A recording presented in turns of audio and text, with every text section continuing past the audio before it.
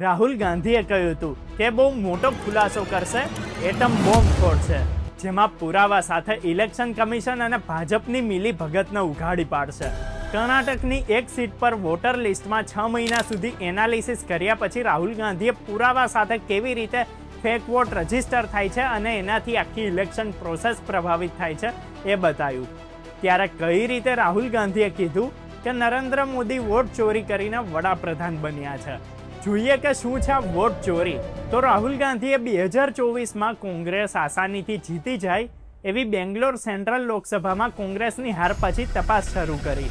એમાં આવતી એક વિધાનસભા સીટ માદેવપુરાના વોટર લિસ્ટમાં ચેક કર્યું, તેમાં વોટ ચોરીના 5 રસ્તા પકડ્યા. રાહુલ ગાંધીએ કહ્યું કે એ પ્રમાણે કઈ રીતે થાય છે વોટ રોલ ફ્રોડ. તો પહેલું છે ડુપ્લિકેટ વોટર્સ, જેમાં એક જ વોટર કેટલાય અલગ અલગ બૂથમાં રજીસ્ટર્ડ હોય છે. તો એમાં ઉદાહરણ આપ્યું આદિત્ય શ્રીવાસ્તવ નામના વ્યક્તિનું, કે જેની એન્ટ્રી 3 રાજ્ય યુપી, કર્ણાટક અને મહારાષ્ટ્રની વોટર લિસ્ટમાં છે. ફેક અને ઇનવેલિડ એડ્રેસ. રાહુલ ગાંધીએ બતાવ્યું કે કેટલાય વોટર્સના એડ્રેસ કાં તો શૂન્ય છે કાં તો પૂરેપૂરા અસ્પષ્ટ છે. જેમ કે કોઈના પિતાના નામમાં આડેધડ મૂળાક્ષરો લખી દેવામાં આવ્યા હોય. એમણે કીધું કે આ રીતના 40,000 વોટર્સ છે કે જેમના એડ્રેસ ખોટા છે, એ અસ્તિત્વ વગરના છે અથવા તો વેરીફાઈડ ના કરી શકાય એવા છે. એક જ એડ્રેસ પર સેંકડો વોટર્સ. તો કોંગ્રેસે 2 રૂમના ફોટો બતાવ્યા, જેમાં એક રૂમમાં 80 વોટર અને બીજા રૂમમાં 46 વોટર નોંધાયેલા છે. રાહુલ ગાંધીએ સવાલ કર્યો કે આટલા બધા લોકો આ એક નાના રૂમમાં કેવી રીતે રહેતા હોય. ફેક ફોટો અને ડબલ એન્ટ્રી. કેટલીક મતદાર યાદીમાં કાં તો ફોટો નથી કાં તો ફોટો એટલો નાનો છે કે ઓળખવો અઘરો છે. એક એક્ઝામ્પલ આપ્યું, એમાં શકુન રાણી નામની મહિલાનું નામ 2 વખત વોટર લિસ્ટમાં હતું. એકવાર નામ અને ટાઇટલ અલગ કોલમમાં અને બીજી વાર આખું નામ એક સાથે. ફોર્મ 6નો દુરુપયોગ કરીને રજીસ્ટર થયેલા મતદાર. તો ફોર્મ 6નો ઉપયોગ પહેલી વખત મતદાર તરીકે કે જેમના જીવનમાં ક્યારેય કોઈ ઇલેક્શનમાં વોટ જ ના આપ્યો હોય એના રજીસ્ટર થવા માટે થતો હોય છે, પણ એનો દુરુપયોગ થતો બતાવ્યો. તો ઇલેક્શનની પહેલા મોટી સંખ્યામાં વોટ ઉમેરવામાં આવે છે, જેમાં મહારાષ્ટ્રનું એક્ઝામ્પલ છે કે 2019થી 2024 લોકસભા ઇલેક્શનના 5 વર્ષના સમયમાં મહારાષ્ટ્રમાં જેટલા વોટ નથી ઉમેરાયા એનાથી કેટલાય વધારે વોટ 2024ના લોકસભા ઇલેક્શનથી વિધાનસભા ઇલેક્શનના 5 મહિનામાં ઉમેરાઈ ગયા. હવે રાહુલ ગાંધીએ બેંગ્લોરની એક વિધાનસભા બેઠકનો રેફરન્સ આપતા કીધું કે ત્યાં 1,250,000 ફેક વોટર એન્ટ્રી મળી છે અને એ રીતે ભાજપે સીટ ચોરી કરી છે. 2024માં બેંગ્લોર સેન્ટ્રલ લોકસભા સીટ પર કોંગ્રેસ 32,000 વોટથી હારી અને એમાં આવતી આ માદેવપુરા સીટ પર ભાજપે 1,00,000 ફેક વોટર્સ ઉમેર્યા અને એના આધારે આ સીટ પર કોંગ્રેસના બદલે ભાજપ વોટ ચોરી કરીને જીતી છે. તો ઇલેક્શન કમિશને વોટર લિસ્ટ ઇલેક્ટ્રોનિક ફોર્મમાં આપવાની ના પાડે છે. મેન્યુઅલી તો કરોડો નામ કઈ રીતે ક્રોસ ચેક થઈ શકે, પણ ડિજિટલ ફોર્મેટમાં ડુપ્લિકેટ વોટર અને આખું ફ્રોડ તરત જ પકડાઈ જાય ને એ ના આપીને ઇલેક્શન કમિશન પોતે જ સામેથી દારમાં કંઈક કારો હોવાનું સાબિત કરે છે. હવે આવી બધી વાતો પર, આરોપો પર ઇલેક્શન કમિશન જાતે કોઈ તપાસ કરવાના બદલે કે સંતોષજનક જવાબ આપવાના બદલે રાહુલ ગાંધી જોડે લેખિત શપથ માગે છે. રાહુલ ગાંધી જોડે પુરાવા માગે છે, પણ ભાઈ પુરાવાના ડોક્યુમેન્ટ્સ તો તમારી જોડે પડ્યા છે. તમે પોતાના સાચા સાબિત કરવા માટે એ રજૂ કરી જ શકો છો ને. જે આરોપ લાગ્યા, જે પુરાવા રાહુલ ગાંધીએ રજૂ કર્યા એના પર કોઈ જ તપાસ કે ફેક્ટ કયા વગર મિસલીડિંગનો સિક્કો મારીને એક્સ પર પોસ્ટ કરી દેવાથી ઇલેક્શન કમિશન નિર્દોષ થોડું સાબિત થઈ શકે. આ આરોપો મૂકીને રાહુલ ગાંધીએ 2 વાત સાબિત કરી છે. પહેલું તો કહેવાતી સ્વાયત્ત એટલે કે સરકારથી અલગ સ્વતંત્ર સંસ્થા ઇલેક્શન કમિશને જે ખરાબ ભાષામાં અને જાણે ભાજપ હોય એમ પોલિટિકલ જવાબ આપ્યા. એના પરથી ઇલેક્શન કમિશને પોતાની માનસિકતા છતી કરી. એ લોકોએ રાહુલ ગાંધીને એક હદ સુધી સાબિત પણ કરી દીધા કે ઇલેક્શન કમિશન ન્યુટ્રલ નથી પણ પોલિટિકલ બની ગયું છે. તો બીજી સાઈડ ઇલેક્શન કમિશન પર આરોપ લાગ્યા, એમની કામગીરી પર સવાલ થયા, તો ભાજપ બેફામ ભાષા પ્રયોગ કરતું જવાબ આપવા નીકળી પડ્યું.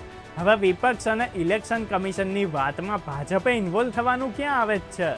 મતલબ કે ભાજપ અને ઇલેક્શન કમિશનના બિનજરૂરી એગ્રેસિવ વર્તને બંનેને એકબીજાના એજન્ટ સાબિત કરી દીધા અને કોંગ્રેસ 50% નેરેટિવ ત્યાં જ જીતી ગઈ. હવે બિહારમાં SIR કરીને ડુપ્લિકેટ વોટર્સ હટાવવાનું કામ ચાલી રહ્યું હોવાનો દાવો થાય છે.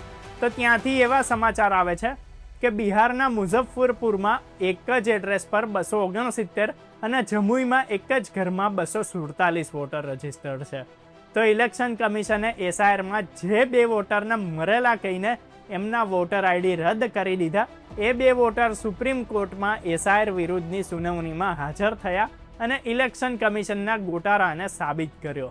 વાત હવે વોટ ચોરીની કરીએ તો ગુજરાતમાં 2017માં ધોળકા સીટ પર ઇલેક્શન ઓફિસર ધવલ જાનીએ ભાજપના ઉમેદવાર ભૂપેન્દ્રસિંહ ચુડાસમાને 327 વોટથી જીતેલા જાહેર કરી દીધેલા. પણ હકીકતમાં તો એ હારી ગયેલા જ કહેવાય, કારણ કે એ સીટ પર કોંગ્રેસના ઉમેદવાર અશ્વિન રાઠોડ 102 વોટથી જીતી રહ્યા હતા. પણ ધવલ જાનીએ 429 પોસ્ટલ બેલેટ વોટ વગર કારણે રદ કરી દીધેલા, જે વોટ હકીકતમાં કોંગ્રેસને મળ્યા હતા. વોટ રદ કરનાર ઇલેક્શન ઓફિસર ધવલ જાની સામે જ્યારે ઇલેક્શન કમિશને કાર્યવાહીનો ઓર્ડર આપેલો, તોય સરકારે એને ડેપ્યુટી કલેક્ટરમાંથી એડિશનલ કલેક્ટર તરીકે પ્રમોશન આપેલું. એટલે ઇલેક્શનમાં ગેરરીતિ કરીને ભાજપને જીતાડવા પર પ્રમોશન પણ અપાય છે. જોકે પછી ઉહાપોહ થતાં સરકારે પ્રમોશન પાછું ખેંચ્યું હતું.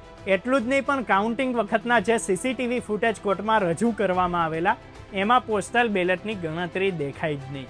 વિડીયો વચ્ચે વચ્ચે કટાઈ થતો રહેતો હતો. Dhaval Jani of the record પરિણામ જાહેર કરવાનું બોલતા પણ સંભળાતા હતા. ખુદ ઇલેક્શન કમિશને પણ આ સીટ પર કાઉન્ટિંગમાં નિયમોનો ભંગ થયો હોવાનું માનેલું.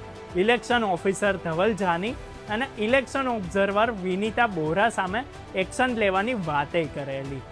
આ કેસમાં કુલ 73 સુનાવણી ચાલી હતી અને અંતે હાઈકોર્ટે આ સીટ પરના ઇલેક્શનને રદ કરવાનો ઓર્ડર કર્યો હતો.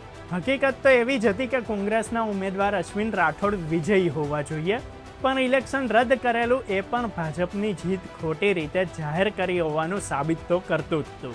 જોકે આગળ જતા ભૂપેન્દ્રસિંહ ચુડાસમા સુપ્રીમ કોર્ટમાંથી હાઈકોર્ટના ઓર્ડર પર સ્ટે લઈ આવ્યા અને એમનું ધારાસભ્યપદ બચી ગયું. પણ સવાલ હજુ એ જ છે કે બેલેટના 427 વોટ કેમ રદ કરવામાં આવેલા?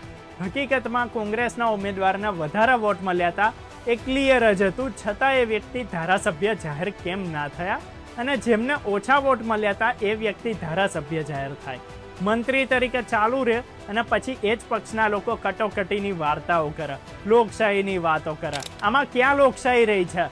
રાહુલ ગાંધીએ ઇલેક્શન કમિશન પર લગાવેલા આરોપો સોશિયલ મીડિયા પર છવાઈ ગયા છે અને વિપક્ષ એક થઈને વિરોધ કરી રહ્યો છે. પણ હવે આવનારા સમયમાં કોઈ તપાસ થાય છે, એનું રિઝલ્ટ મળે છે કે પછી ઇલેક્શન કમિશન ભાજપની ભાષામાં ઉડાવ જવાબો આપીને છટકતું રહે છે, એ સમય આયે જ ખબર પડશે. ત્યારે આવા જ વિડીયો જોતા રહેવા માટે ફોલો કરો, સબસ્ક્રાઇબ કરો અર્બન ગુજરાતી.